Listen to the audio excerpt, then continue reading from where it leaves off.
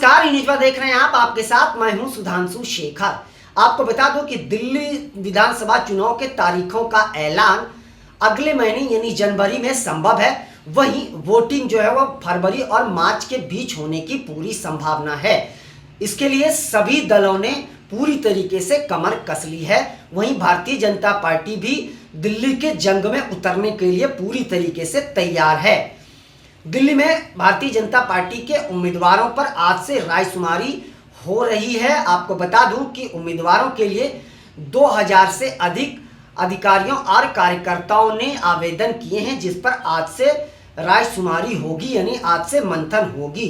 इसके लिए भारतीय जनता पार्टी ने 14 जिला के लिए 14 सेंट्रल ऑब्जर्वर नियुक्त किए हैं, जो ऑब्जर्वर इन सभी आवेदनों पर जो है मंथन करेंगे और हर जिले से 80 उम्मीदवारों का चयन ये सेंट्रल ऑब्जर्वर करेगी और उसके बाद उसे कोर कमेटी को भेजा जाएगा। उसके बाद यह कोर कमेटी जो है इन 80 में से 3 नामों पर मुहर लगाएगी और इन 3 नामों पर मुहर लगाकर जो उम्मीदवारों की कमेटी है, यानी केंद्रीय नेतृत्व के पास उस 3 नामों को भेजा जाएगा। उसके बाद केंद्रीय नेतृत्व 1 से 2 नामों पर मंथन करने के बाद वो उम्मीदवारों के नामों का ऐलान करेगी।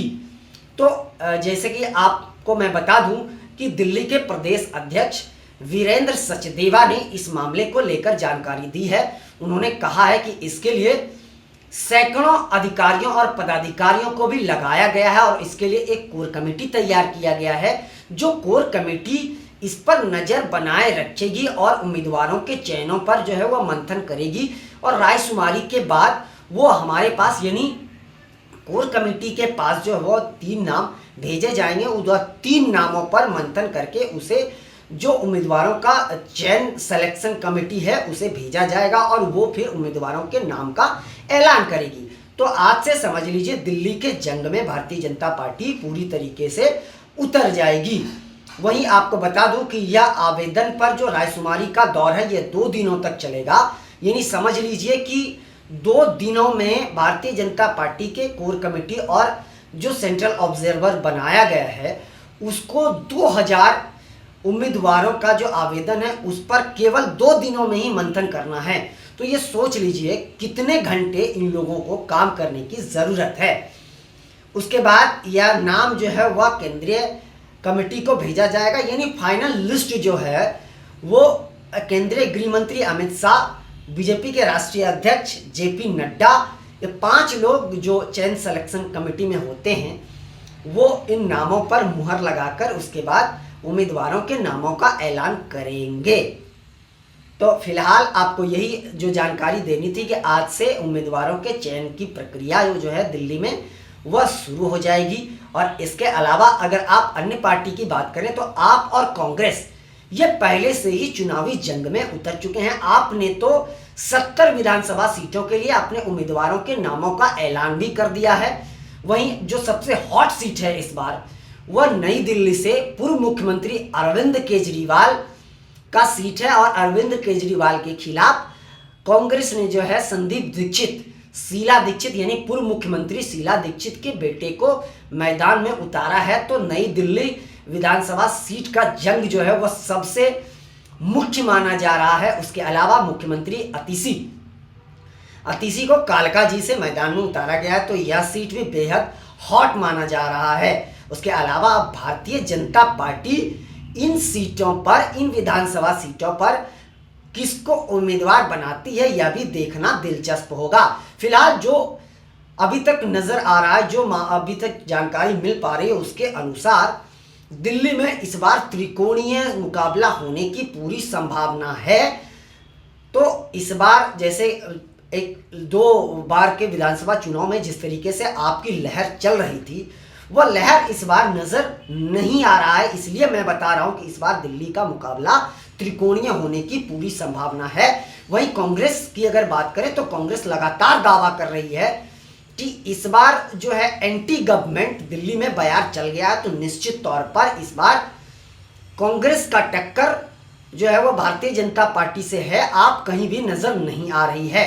वहीं आपने भी इस बात का खुलासा कर दिया है कि वह कांग्रेस के साथ गठबंधन नहीं करेगी और इसलिए उन्होंने 70 के 70 विधानसभा सीटों से अपने उम्मीदवारों के नामों का ऐलान कर दिया है। तो सबसे पहले इस बार आपको उम्मीदवार उतारने की बहुत जल्दी है और आप पूरी तरीके से जोर शोर से चुनावी प्रचार में भी जुट गई है। Arvind Kejriwal door to door चुनाव प्रचार करने में लगे हुए हैं। उसके अलावा आपके जितने भी विधायक हैं, मंत्री हैं, वो अपने अपने विधानसभा क्षेत्र में पूरी तरीके से दिन रात मेहनत करने के लिए जुट गए हैं और कांग्रेस भी इसमें कहीं पीछे नहीं है।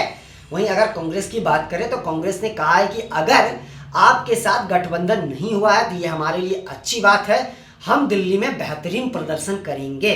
वहीं भारतीय जनता पार्टी की ओर से अगर बात करें तो अभी तक इस मामले पर किसी तरह की कोई प्रतिक्रिया नहीं आई है, जबकि पूर्व मुख्यमंत्री अरविंद केजरीवाल लगातार भारतीय जनता पार्टी पर हमलावर हैं। उन्होंने कहा है कि दिल्ली में इस बार भारतीय जनता पार्टी गायब नजर आ रही है, ना उनके पास मुख्यमंत्री का चेहरा है, ना उनके पास विजन है, ना उनके पास प्लान है। इसलिए दिल्ली के लोग जो है आपको ही वोट करेगी, क्योंकि दिल्ली के लोग विकास पर वोट करती है। केजरीवाल को गाली देने वालों को दिल्ली वाले वोट नहीं करते हैं। तो भारतीय जनता पार्टी पर आप देखें तो अरविंद केजरीवाल हमलावर हैं। वहीं अगर कांग्रेस की बात करें तो इस बार कांग्रेस भारतीय जनता पार्टी को छोड़ करके आप पर हमलावर है। कांग्रेस के नेता जो है वह सिर्फ और सिर्फ ज़्यादातर हमला उनका अरविंद केजरीवाल पर जारी है, जबकि अरविंद केजरीवाल का हमला बीजेपी पर जारी है। तो कहीं ना कहीं जो राजनीतिक का केंद्र बना हुआ है वह भारतीय जनता पार्टी ही बना हुआ है। दोनों दल मिलकर भारतीय जनता पार्टी पर ही हमला कर रही है। तो आप समझ सकते हैं कि इससे ही कि चुनाव का समीकरण इस बार क्या होने जा रहा है।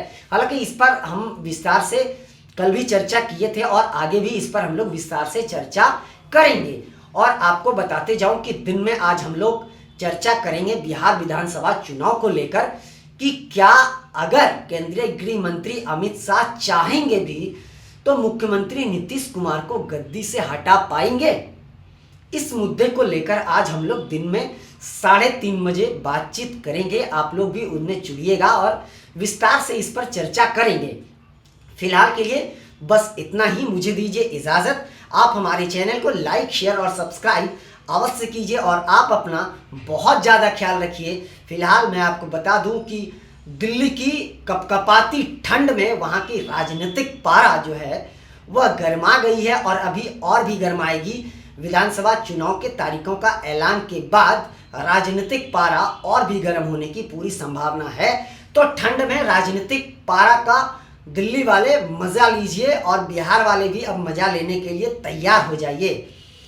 फिलहाल के लिए बस इतना ही, मुझे दीजिए इजाज़त। आप अपना बहुत ज़्यादा ख्याल रखिए और प्यार बनाए रखिए। आपके प्यार की मुझे सख्त आवश्यकता है, बहुत ही ज़रूरत है। धन्यवाद।